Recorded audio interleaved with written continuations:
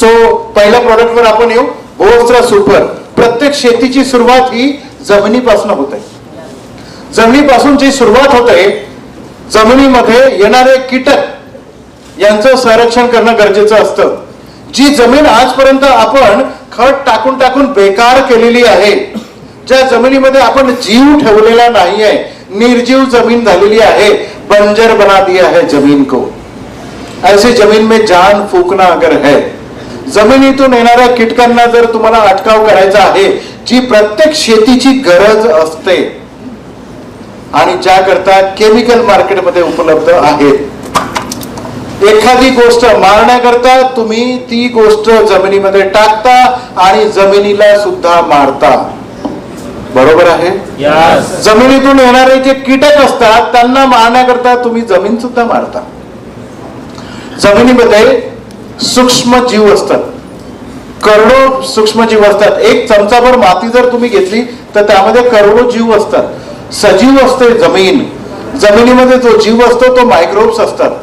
तुम्ही मागील कित्येक वर्षापासून केमिकल पेस्टिसाइड, केमिकल फर्टिलायझर जमिनीमध्ये टाकून त्या जमिनीचा पूर्ण ऱ्हास केलेला आहे, त्या जमिनीला निर्जीव बनवलेला आहे. मला एक सांगा, युरिया 4-5 किलो घ्या, एका बकेटमध्ये टाका, त्याच्यामध्ये पाणी टाका आणि तुम्ही त्याच्यामध्ये हात टाकून दाखवा बरं. टाकू शकताय का? शेतकरी आहे तिथे, टाकू शकताय? नाही ना. मग तुम्ही तुमची झाडाची मुळं कशी टाकता हो त्याच्यामध्ये? या प्रश्नाचं काही उत्तर नाहीये. कारण वर्षानुवर्ष पारंपरिक पद्धतीने आपल्याकडे खत वापरणे ही संकल्पना होती. खत जेव्हा लॉन्च झालं भारतामध्ये, जगामधनं, तेव्हा 2 किलोची बॅग होती. बरोबर आहे? कोणाला माहिती आहे का 2 किलोची? कोणालाच माहिती नाही, कारण त्या काळातले कोणी नाहीये आता जिवंत. पण 2 किलोची सर्वप्रथम बॅग लॉन्च केली होती, कारण एकरी 2 किलोच टाकावं लागतं अशी संकल्पना होती. आपण कितीवर गेलो? 50 किलोची एक बॅग आहे, पण किती बॅग टाकतो? 2 बॅग, 3 बॅग, 4 बॅग, 5 बॅग, आता काही गिनती नाहीये. एवढ्या बॅगा टाकायला लागलो. जमिनीमध्ये जीव असतात त्यांना मारून टाकलंय. जमिनीमध्ये गांडूळ असतात त्यांना मारून टाकलंय, जे आपले स्वतःचे मित्र असतात, शेतकऱ्यांचे मित्र म्हणतात. असे अन्य प्रकारचे जीव असतात जे उपलब्ध असलेले जे न्यूट्रिएंट आहेत जमिनीमध्ये ते उपलब्ध करून देण्याचं काम करतात, जमिनीला सजीव करतात.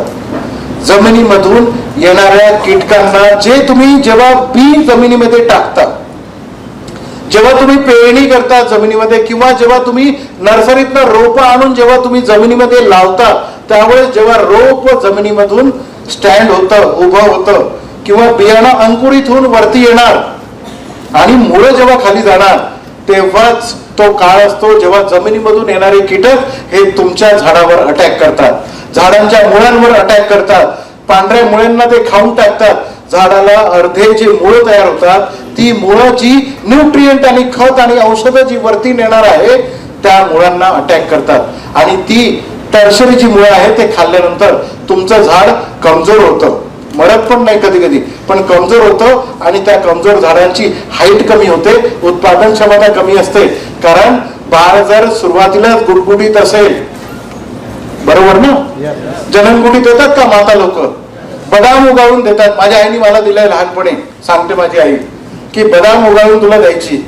परीस असतं ना, पारीस, त्याच्यावर बदाम उगाळतात आणि देतात, चाटण देतात.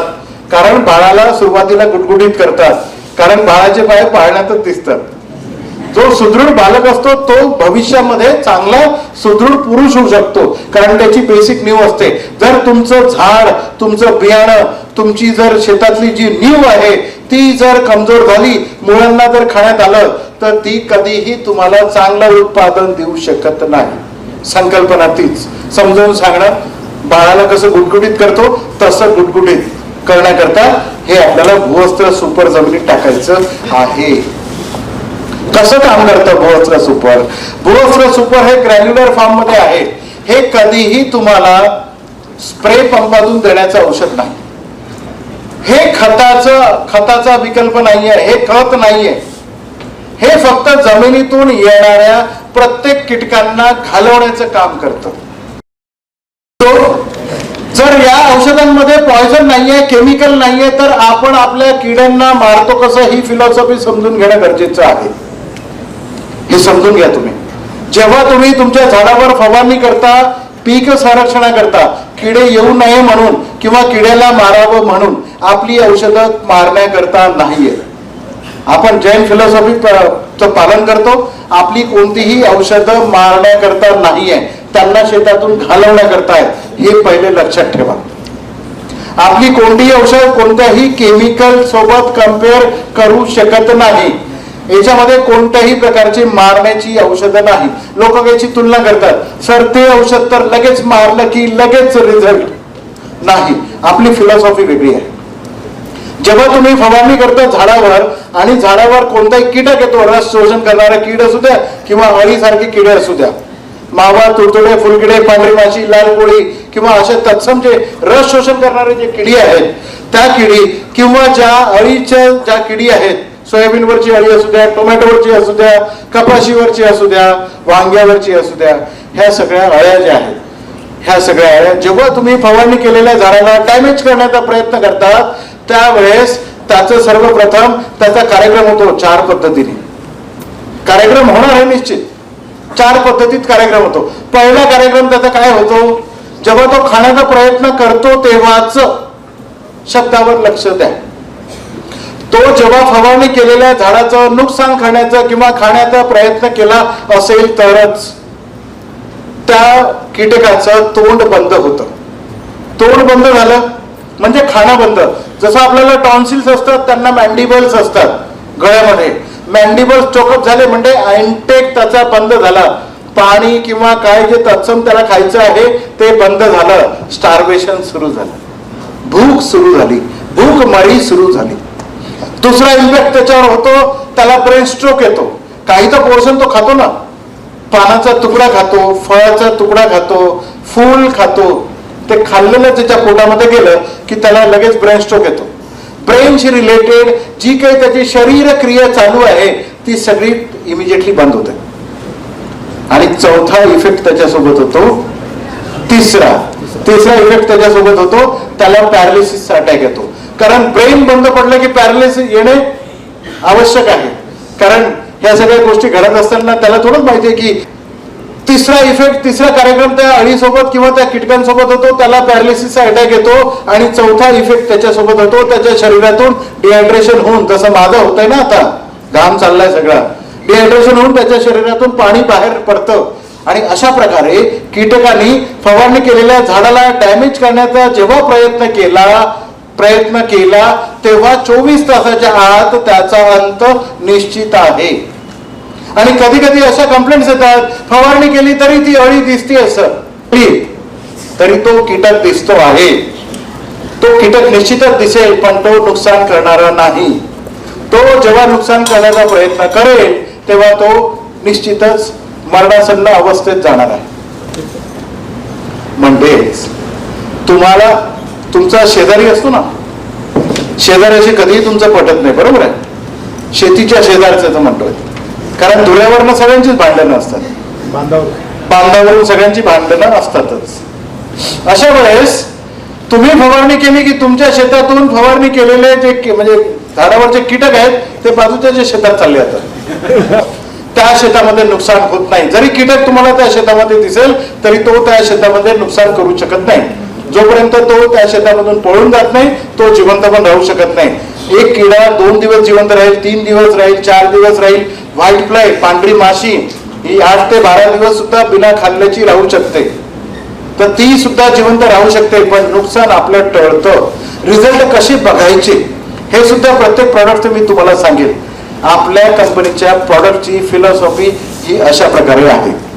याची तुलना कधीही अशी करू नका की इकडनं आम्ही फवारणी करतोय, स्प्रे पंप घेतलाय, त्यांनी हातामध्ये नोझल घेतलाय आणि तो फवारणी करतोय आणि मागे पलटून बघितलं अळी लगेच खाली पडते. अशी औषधं आहेत मार्केटमध्ये, आहेत ना. त्याची तुलना तुम्ही याची करू नका.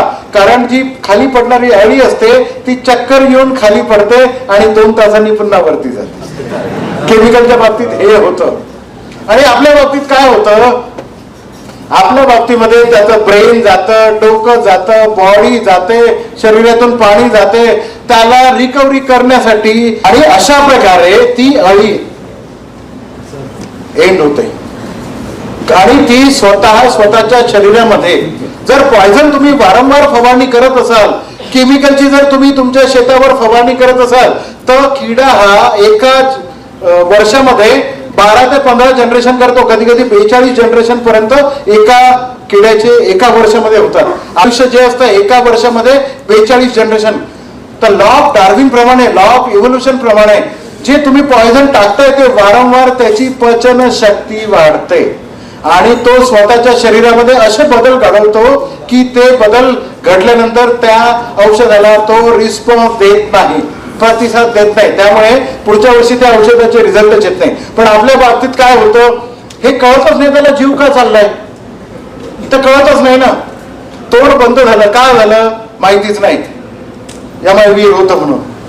तोंड बंद झालं, ब्रेन स्ट्रोक झाला का माहितीच नाही, कारण ब्रेन स्ट्रोक गेल्यानंतर तर काही कळतच नाही. पॅरालिसिसचा अटॅक येतो, शरीरातून पाणी बाहेर जातं. त्यामुळे वारंवार वर्षानुवर्ष एका पाठोपाठ एक असे जरी तुम्ही आपल्या औषधांची फवारणी घेतली तरी रेझिस्टन्स डेव्हलप होत नाही. अशा प्रकारे आपल्या औषधांची फिलॉसॉफी आहे.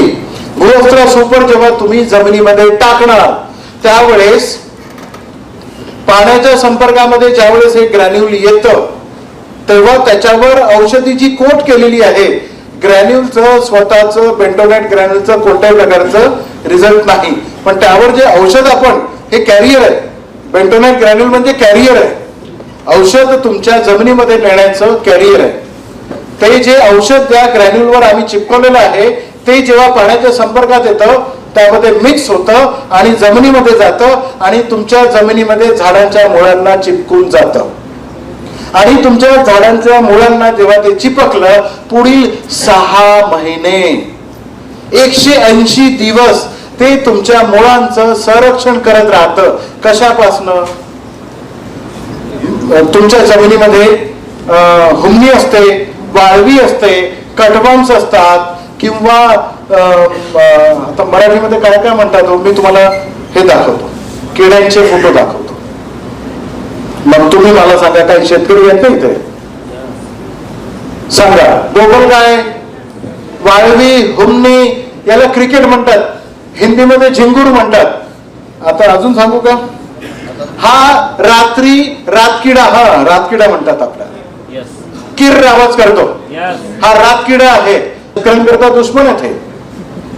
तर अशा प्रकारे काही मंडळी आहेत जी जमिनीमधून येऊन तुमच्या झाडांच्या मुळांना अटॅक करते. पण जेव्हा तुम्ही तुमच्या झाडांना ग्रोमॅजिक ऍडव्हान्स दिलेलं आहे ते लिक्विड मिक्स होऊन पाण्यासोबत जमिनीला चिपकून गेलेलं आहे. पुढील 180 दिवस तुमच्या झाडांचं जशी मुळं मोठी होतील तसं हे औषध सुद्धा एक्सपांड होतं, मुळाच्या टोकापर्यंत राहतं. पहिले मूळ 1 इंच असतं, नंतर 2 फुटापर्यंत जातं, 5 फुटापर्यंत जातं, तोपर्यंत तुमचं औषध एक्सटेंड होतं. आणि जेव्हा हे किडे जमिनीतून येतात तुमच्या पांढऱ्या मुळांना जेव्हा नुकसान करण्याचा प्रयत्न करतात त्यावेळेस त्याच्यासोबत 4 पॉइंट प्रोग्राम होतो, कार्यक्रम होतो. त्याचा तोंड बंद होतं, ब्रेन स्ट्रोक होतो, पॅरालिसिसचा अटॅक येतो आणि शरीरातलं पाणी बाहेर निघून जातं. अशा प्रकारे सगळे कीटक जमिनीमधूनच अंत होतात. आता या सेगमेंट मध्ये फोरेट थायमॅइड खूप चालत होतं ना, पहिले चालायचं. आता सरकारने बॅन केलं कारण जमिनीमध्ये आता भेटत नाही फोरेट थायमॅइड. आता काय भेटतं? कार्बारिल, रिजेंट अशी औषधं भेटतात जी केमिकल आहेत, रेड ट्रायंगल वाली आहेत. आणि हे संरक्षण किती देतात? फक्त 30 ते 45 दिवस, 1 महिन्यापर्यंत.